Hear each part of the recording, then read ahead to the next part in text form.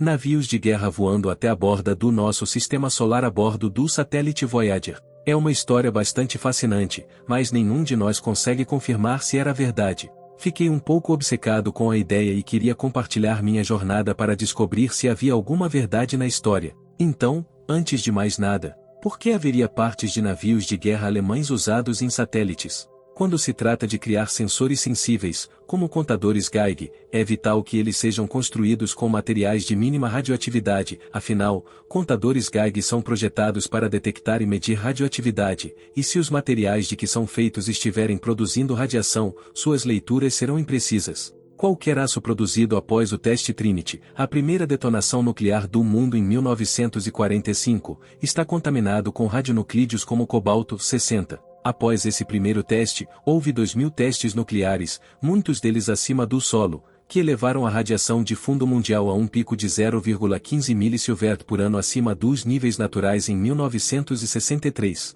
Essa contaminação é introduzida no aço através do processo de refino onde o ar é bombeado através do ferro gusa derretido para oxidar o excesso de carbono e impurezas, permitindo que sejam removidos. À medida que isso ocorre, o ar contaminado deposita o cobalto-60 no ferro e, assim, eleva sua radioatividade. É possível usar oxigênio puro nesse processo em um ambiente limpo, mas é caro. Uma fonte muito mais barata de aço de baixo fundo é proveniente de navios de guerra que afundaram antes desses primeiros testes nucleares, sendo a fonte mais famosa a frota de navios de guerra alemães afundada em Scapa Flow, na Escócia. Após a rendição da Alemanha na Primeira Guerra Mundial, o exército alemão foi instruído a entregar todos os seus U-boats às forças aliadas, mas um acordo sobre o destino da frota de superfície não foi encontrado e decidiu-se que eles seriam atracados com uma tripulação mínima de marinheiros até que as negociações de paz fossem finalizadas. Mas, em 21 de junho de 1919, o almirante alemão Ludwig von Reuter decidiu tomar as rédeas da situação.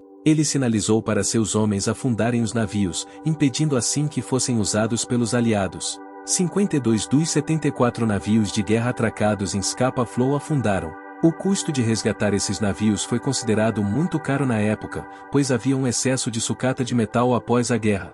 Os primeiros navios afundados foram levantados em 1923 para limpar as rotas de navegação e outros 38 navios foram levantados e sucateados até o início da Segunda Guerra Mundial. Os 7 navios restantes passaram por operações de salvamento em pequena escala para recuperar o aço de baixo fundo, que foi protegido da radiação de fundo sob 47 metros de água. Esses navios agora estão protegidos pela Lei de Monumentos Antigos e Áreas Arqueológicas, e você pode até explorar os destroços com uma permissão de mergulho. Então, há partes de aço desses destroços na Voyager 1? Essa é uma alegação que circula na internet há algum tempo, mas não consegui encontrar nenhuma prova disso.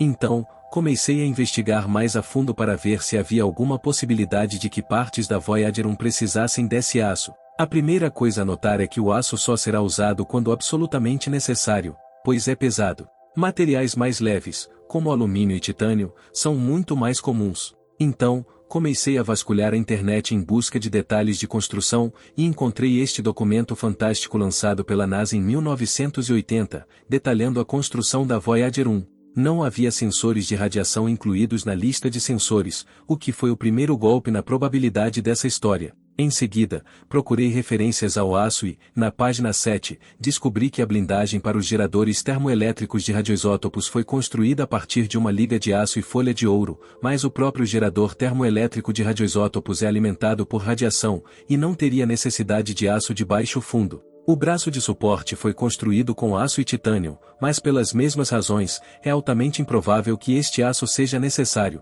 Portanto, é improvável que essas partes precisassem de aço de baixo fundo. Essas foram as únicas referências ao aço que consegui encontrar. Portanto, é altamente improvável que haja qualquer material desses navios a bordo da Voyager 1, mas há um cenário mais provável de que eles possam ter sido usados no Explorer 1. O Explorer 1 foi o primeiro satélite lançado pelos Estados Unidos. Lançado a bordo de um foguete Júpiter em 1958, 20 anos antes da Voyager, ele incluía sensores de radiação a bordo, pois seu principal objetivo de missão era investigar os níveis de radiação no espaço e avaliar se um humano poderia sobreviver a uma missão espacial. A seção de instrumentos do satélite era revestida de aço, que pode muito bem ter sido aço de baixo fundo. O Explorer 1 encontrou um nível de raios cósmicos muito mais baixo do que o esperado, o que o Dr. James Van Allen teorizou ser causado pelo sensor ficando saturado por uma região de radiação muito alta ao redor da Terra, causada por partículas carregadas do vento solar sendo capturadas no campo magnético da Terra.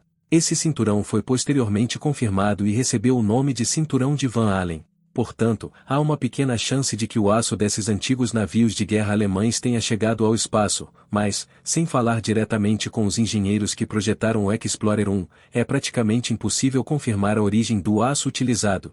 Felizmente, a necessidade de recuperar esse aço de baixo fundo de antigos navios de guerra está diminuindo, graças a tratados que puseram fim aos testes de armas nucleares e à curta meia-vida de isótopos radioativos como o cobalto-60, que tem uma meia-vida de 5,26 anos. A radiação de fundo caiu dramaticamente desde os picos de 1963, caindo de 0,15 mSv por ano para 0,005 mSv por ano acima dos níveis naturais.